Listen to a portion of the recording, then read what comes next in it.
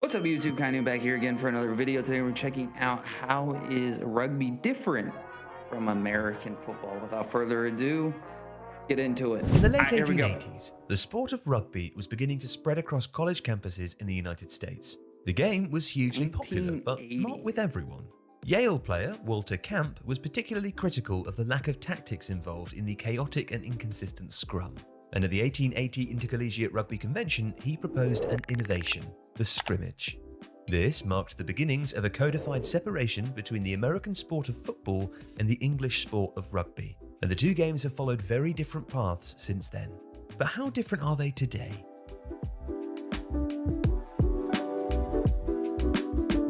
Rugby and American football have pretty similar aims: to get the ball into your opponent's end zone. In rugby, the ball has to be grounded to score a try, while in football, just running into the end zone is enough for a touchdown. A try is worth 5 points, where a touchdown is worth 6, but in rugby, after scoring a try, if a team can then kick the ball between the goalposts from any place in line with where the try was grounded, then they can add 2 points in what's known as a conversion. Points can also be scored in rugby if a team decides to kick a penalty between the posts, which is worth 3 points. Penalties are awarded for fouls and are similar to field goals, but must be taken from where the foul was committed, meaning that kickers often attempt to score points at an angle, rather than kick straight at the goalposts.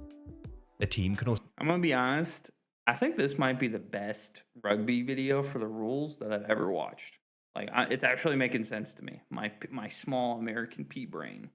So kick the ball between the posts in open play for 3 points in what's known as a drop goal, but these are relatively rare. Now, it's probably important here to specify that when we say rugby, we're really talking about Rugby Union, the most popular code of the sport.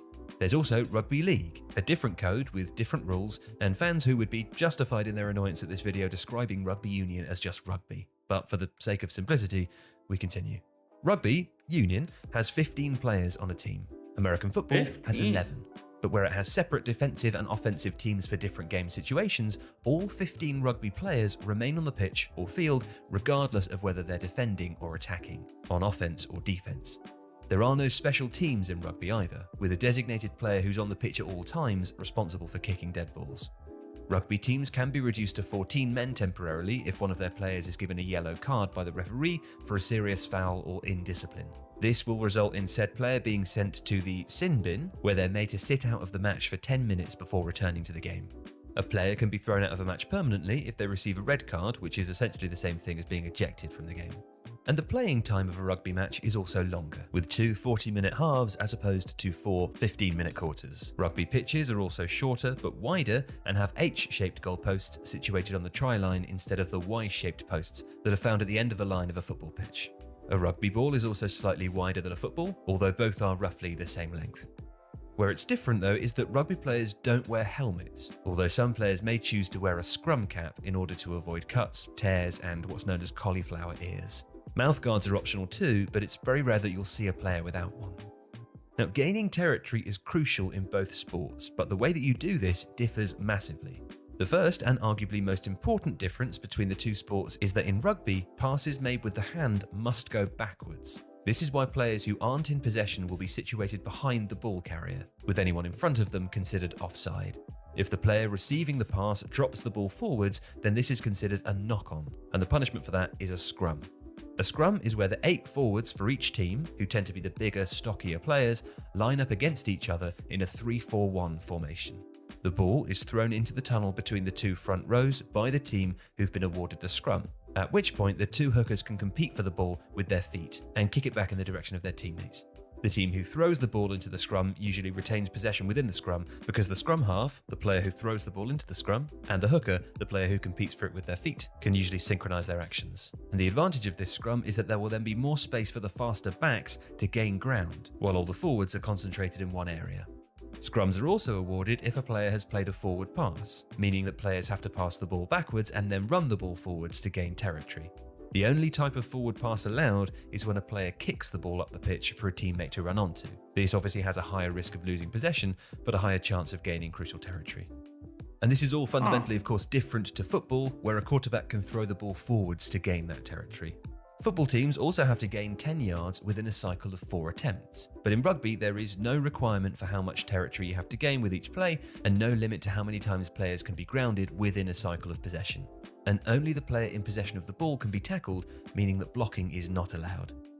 A tackle occurs when the ball carrier is brought to the ground. At this point, the ball carrier must release the ball immediately once they've been tackled, and the tackler must release the ball carrier before both players roll away to allow other players to contest for the ball.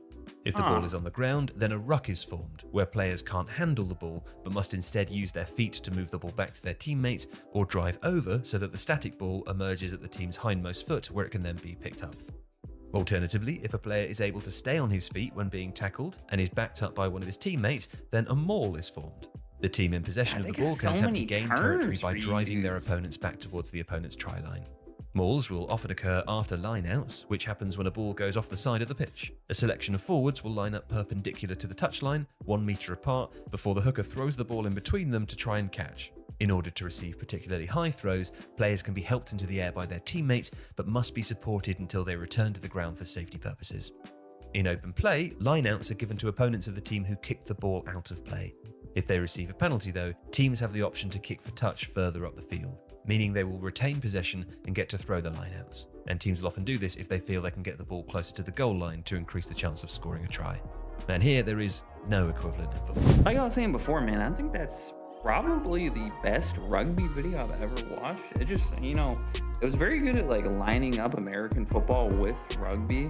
And I don't think when I watch the other rugby videos, I really understand like the rules per se, because they're just moving so quick. But when you compare it to something that me personally, I have been playing or I have been watching my whole entire life, it just makes so much more sense to me.